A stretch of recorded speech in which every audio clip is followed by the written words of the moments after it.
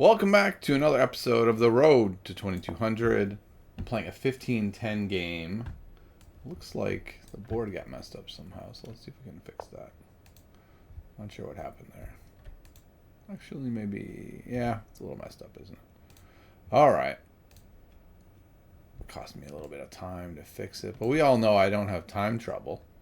That was a joke, because I definitely have time trouble. Not sure why it got messed up. But that looks much better. So let's continue. Alright. We're just going to play a regular Queen's Gambit here, maybe? I don't know. Let's find out.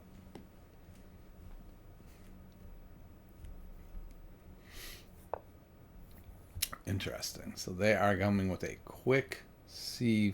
I don't actually know what to do against this, if I'm being perfectly honest. I think I usually just respond with C4, and then if they take, it's fine. I have a knight in the middle. And I don't want them to push by. That was my hesitation of not taking, but I think this is good.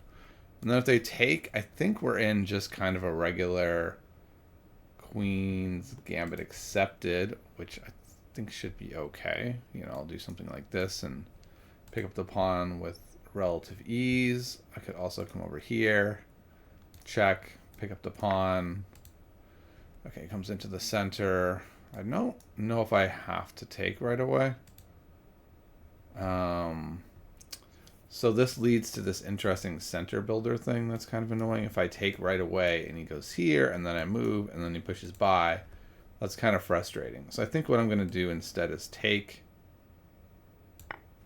and not allow them to get this massive center by kicking away my knight. And then if they take, then I take, and now they don't get a massive center. I don't know if I did it right. That's something that I'm looking forward to looking at after the game. Was there like a better way to go about this? And yeah, that's kind of annoying, right? Because if I stick either of these pieces here, then he takes here and I can't take back. So I kind of need this to remain. So I think that means I have to go here. And if I go here, yeah, you can't go there. Yeah, so if I go here and he takes, then I can still take. And I think that's fine. What I do have to be careful of is something like this and then hitting the unfortunate diagonal. So if my opponent were to move this pawn, maybe I would go here to stop them even from going there. Okay, so he just takes. Which way am I taking here is the question. It's a tough one. I think I'll take this way and then bring the knight out here or here. I guess taking this way here is also interesting to protect that pawn, but I'm assuming it's like if I take here, then they're going to go here to immediately hit the pawn. Then I take, then they take, and I didn't really get anything. So I think I'm going to take with the knight. I don't know if that's right. It is blocking in the bishop temporarily. But I can go like this. I can go here. I'm definitely going here. An interesting question is after they go here, I'm pretty tempted to just push this pawn. Then it really mangles their structure. But I suppose if I push, they could push. Both of our structures are worse. I guess I kind of like here. And then if they take, I can go here and push them away. I think I'll just do it this way. This feels like the most straightforward path. A very equal game. I just have my knight slightly more developed. But potentially to a worse square.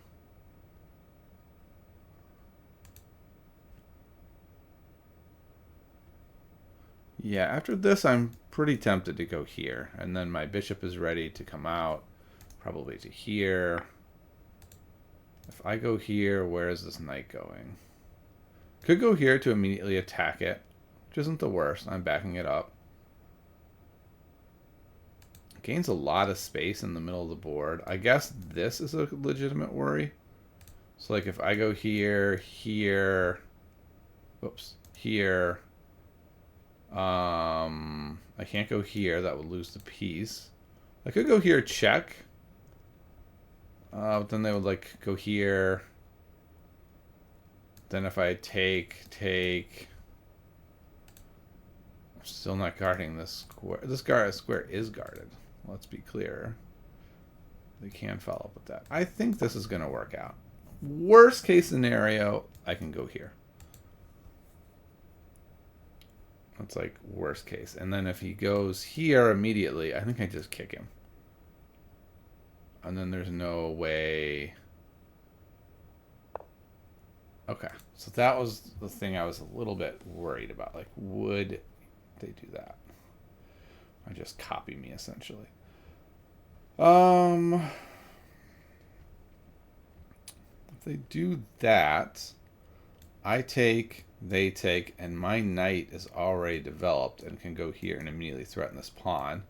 And then if they take,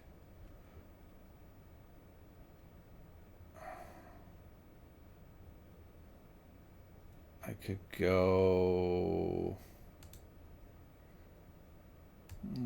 I think this is a good plan.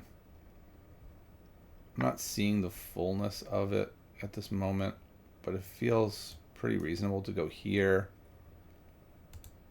What about here? Is that better? Or here? This is interesting because it stops them actually from going here. Can they back up this pawn at all now? If I go here, I think this pawn just drops. And if so, I'm in very good shape. I feel like I'm missing something, but I don't think I am. I think I go here. Maybe the thing is they can copy me once more and just keep copying me, and I'm not exploiting my tempo advantage. I'm not sure that does anything.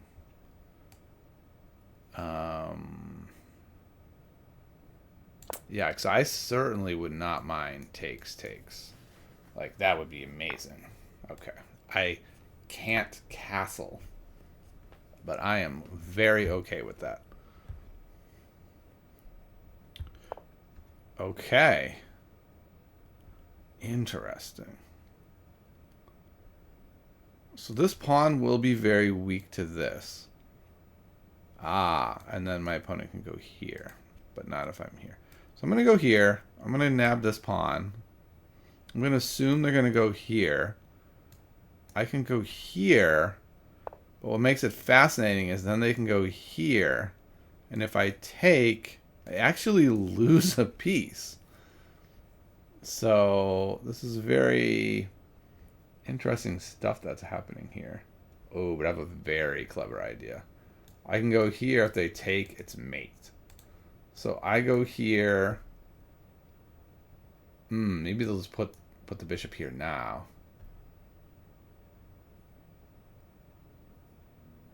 But then I can take him. All right, I'm going to go here.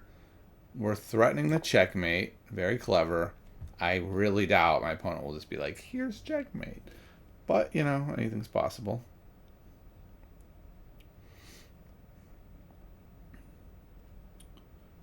And then, okay, so it goes there. So now the checkmate stuff is gone.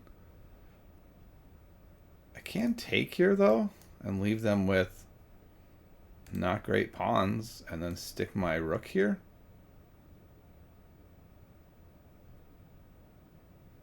Yeah, I think this works. The reason is because after I stick my rook here, then I can, like, put my king there, maybe. Ooh. What about, like, this? So how do I unwind from all this? I could just put my rook here. That's kind of interesting. And then if they go there, I take, they take. I get to come here with the other rook. Maybe that's the way to do it.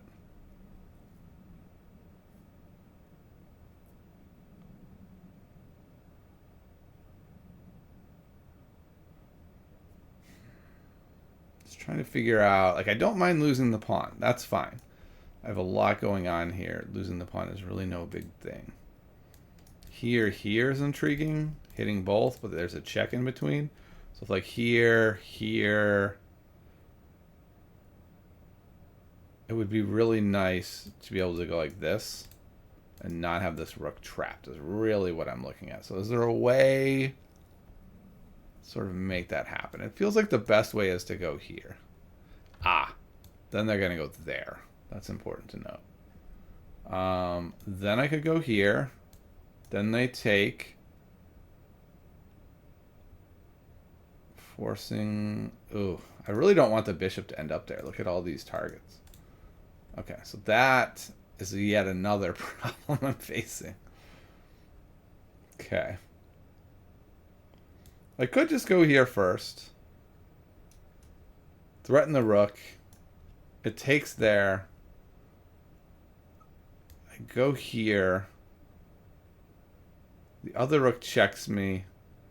I kind of got to bury my... Oh, okay. Okay, I think I'm going to go here. And then now I will be able to run away. And I'm still threatening mate if this. And then if this... I don't know exactly what I'm going to do, to be honest. Maybe I'm going to go here.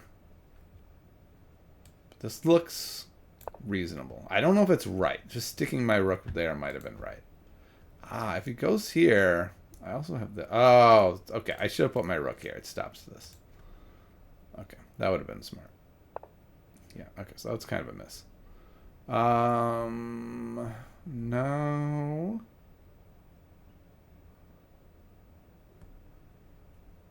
Okay. I'm going to go here preemptively. Preemptively going here. If he takes here... Oh, this doesn't work. Okay, I had an idea that doesn't work. But if he goes there, I'm going to go here. I'm threatening here. So most likely after this, he'll take. I'll get my rook here. They might put their rook there, though. Boy, maybe I've bungled all of this.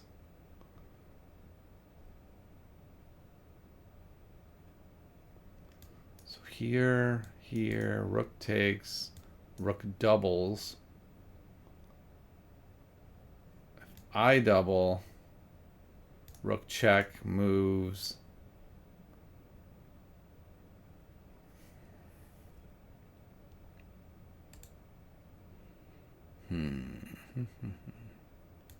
Takes, doubles.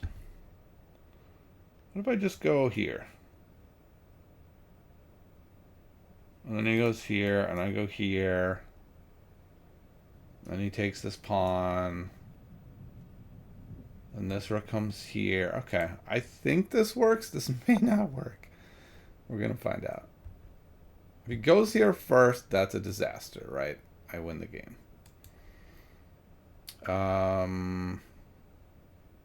And I feel like this bishop is much, much better than that rook was. So I'm happy with that. Ooh, I didn't calculate that. Interesting. So if I go here... Yeah, then I'm threatening mate. He almost has to take. I keep threatening mate in all these lines, which I think puts a lot of pressure on my opponent. I can no longer go here. Well, I guess I can, actually. I could still go there. So I still have this move, and now I have mate. Yeah, so he's got to go there. I can't take this way, or I lose. So I take this way. Okay, and now, again, I'm threatening mate, and I'm covering the square. So my opponent's made a terrible they had a lot of choices here and they executed very poorly, I think. So I get to go here, and now it's either a 2-on-1, or they like go here or there or something, and I'm gonna get this pawn. I don't know. This just really got away from my opponent. So I think I can go here. Or do I want to go here? I don't think I want to do that. I think I want to keep this rook at bay. And if they go here, I'll go here. And then if they go like here, well, I'm still protecting all these pawns. And then I get this pawn. So they're probably going back. And if they go back, that looks like kind of a disaster to me. Like, maybe it's fine. It probably is. It's a rook endgame, right? They're all draws. But still, I don't know. That looks pretty good for me. The king is also cut off quite a bit. I think it's time to bring my king up. Let's go here. Okay, so the king can't cross this threshold now, but my king can. Is it too daring to just try to, like, bring him all the way up? No, we're doing it. Might be too daring. If they go here, okay, so the king keeps coming. I'll go here. King's probably going here. Ooh, there. That's intriguing. Just gonna go here to defend that pawn.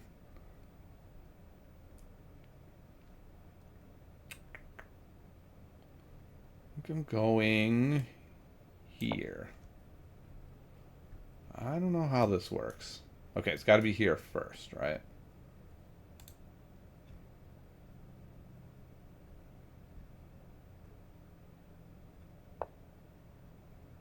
Okay. Interesting. I think I'll go here. Okay.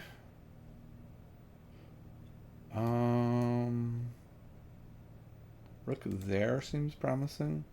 Ooh, actually, can I just start marching these pawns now?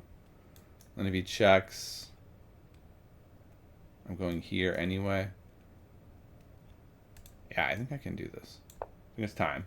I think it's time to mobilize my 2 versus 1. If I can get the rooks off the board, then I'm really in business. I just don't think my opponent's going to go for that. They might go there. If they do, I'll go here. Okay, if they go there, I'm going here. I would love a rook trade here. A rook trade wins the game for me. Wow, that's such a huge mistake.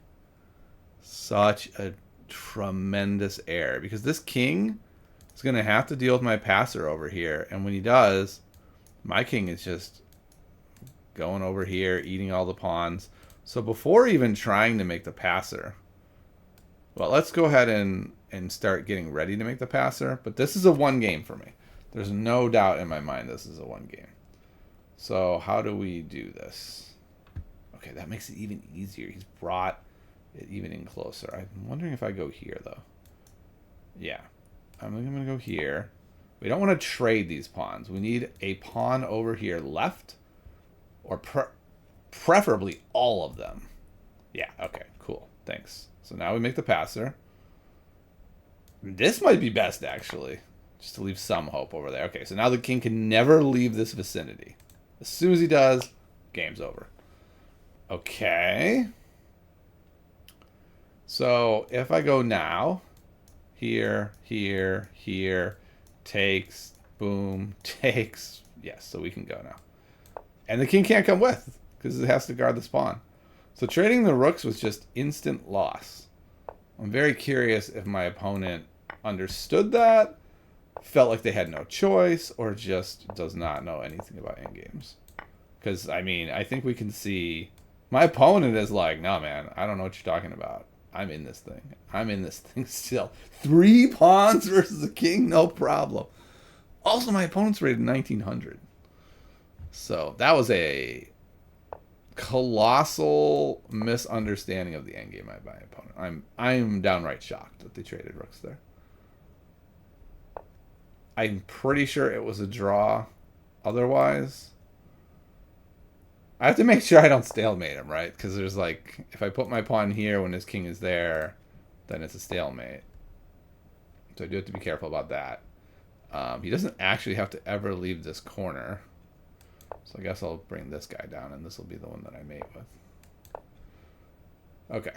So when he goes here, I can't do it. I have to wait till he comes here, and then I'll push it. But we have yet another pawn to waste tempos with. So now we get to go here. If he goes back there, it's checkmate. If he goes here, well, then I'm going to go here, and we'll get our pawn that way. And the king's forced out this way. Now we're going to get several queens here if we want them. If I get another queen, he does have a square. So we're going to get another queen. It'll be easier to mate with 2 queens. This is not a rub-ins. This is just, it'll be a much faster mate. If we're going for fastest mate, this has to be the fastest mate. Now we're not getting any more queens. We're just going to win the game. Okay. And checkmate. That was an accidental checkmate, too. I was just like, all right, I'll check him again. And then it was checkmate. So, just bizarre oversight. Before, what is going, okay. By my opponent. Just shocking. Just utterly shocking. All right, so let's take a look at the rest of the game before we get to that. Okay, so c4 is the #1 book move here. That's what I thought. Takes is the right way to do it. I was right that the queen move is basically an only move. Queen takes. Both moves seem fine. Let's see what the engine says. The engine likes bishop takes a lot better. Like, it's not even close. I just like to see why. So there, goes here to hit the pawn. We take the pawn. They take the pawn. And I guess the point is, okay, first of all, we can kick him like we saw in the game. And then the point is now the knight goes to his best square.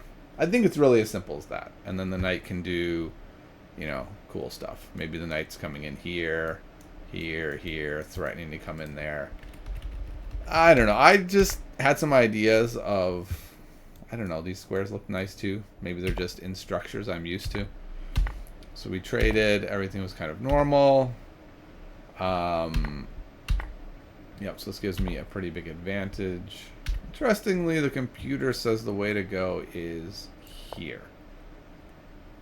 Protecting the pawn, because this pawn is going to fall. But it feels like if they go here, and now I go here, they just go here, and I can't get the pawn. Maybe they could have protected it this way too, and they just missed it. Okay. The computer suggests doing what I said, which is just copying me, right? B4 check to start with. Here. This is very close to what happened in the game, and then attacking the pawn this way. Okay, so that's what happened in the game. We just did the ordering slightly differently. But I was very happy to go into this line. Very, very happy.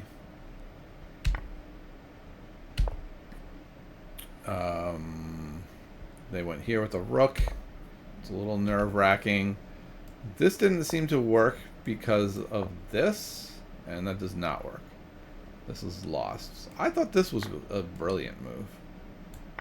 Oh, oh no. Okay, I totally missed that. So what I saw in my very surface level calculation, remember we are very far back. We're all the way back here. So I saw if I go here to try to back this up, this comes up and I can't take because this take comes with a double attack. The bishop's here, double attack. But then I didn't go one more move deeper in my calculation to say, well, I can just defend it this way, hitting the rook. My pawn will now be here, going here for a check. That's kind of frustrating.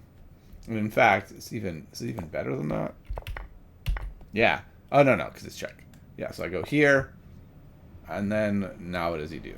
Maybe here, hitting this, dealing with this.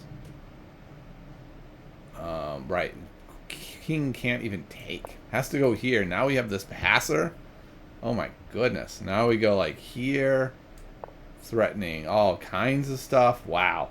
This is very strong. Okay, so I missed that. That's kind of frustrating that I didn't do that, because now, just also to be clear, this doesn't mean he has to go here, right? That's just the reason I didn't do it. So I went here instead.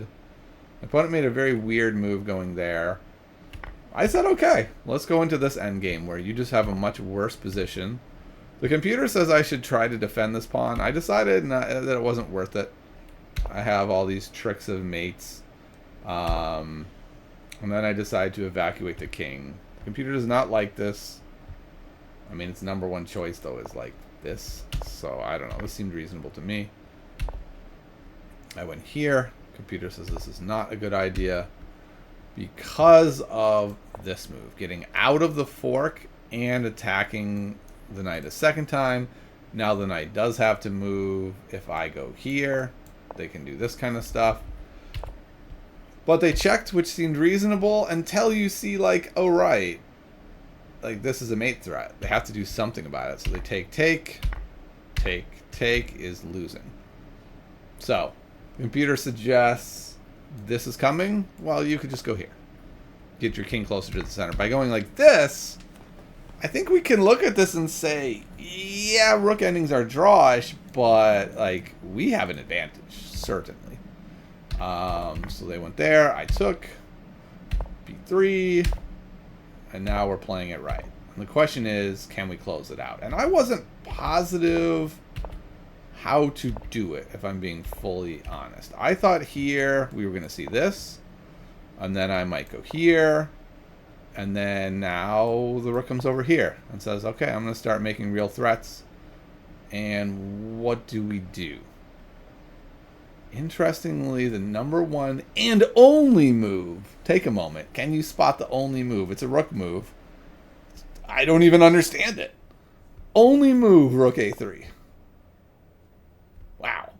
That is a weird only move. Okay, so let's see. Let's say they go here. And this is +3 now. Because we go here. And after they take here, we get this. And now we're going to be left with a passer over here. Because we're going to be able to eat these pawns as they eat our pawns. Oh, and we also have like this idea. Oh yeah, like we have some potential for mate even with this kind of stuff. So, interesting. I definitely would not have seen that. My opponent went there. We just kind of improved our position. And then here is a shocking move, right? You just have to know that what gives you any sort of hope here is the fact that we both have rooks on the board. And as we all know, rook endgames are inherently drawish. Some are not draws. This one apparently is an easy win for me. I don't see that. I would love to scrimmage this 100 times. But this is just like, let's end it. Because there's a very simple principle at play here, which is, I think it's called the chicken coop, where we make a passer out of these two. This king has to deal with them, and while the king's dealing with that, we just go, what is it, eat all their chickens, steal all their eggs? I don't know what the chicken coop analogy even means. I just know the name. And so that's what we do. I just, come over here, eat everything, and then that's game. So what I find very interesting about this is that when my opponent made this rook move, I was like, dang, they took a pretty drawish position and threw it away. And the computer's like, what? This is a crushing win for white. There's not an only move here. Every move wins for white. So yeah, interesting stuff. I guess my takeaways are, first of all, you have to know, like, you don't have to know endgame theory. I'm not saying that. I'm not saying you need to know all the different rook endings. What I'm saying is there are a couple of super basic things you have to know about endgames, and one is the old 2 versus 1 on one side, keeping the king over there while you eat the other side. That is a very basic principle that will help you solve a million different endgames, right? So, like, this is a very random, weird endgame, but I knew this principle, and as soon as they stuck their rook there, I was like, over. Bam.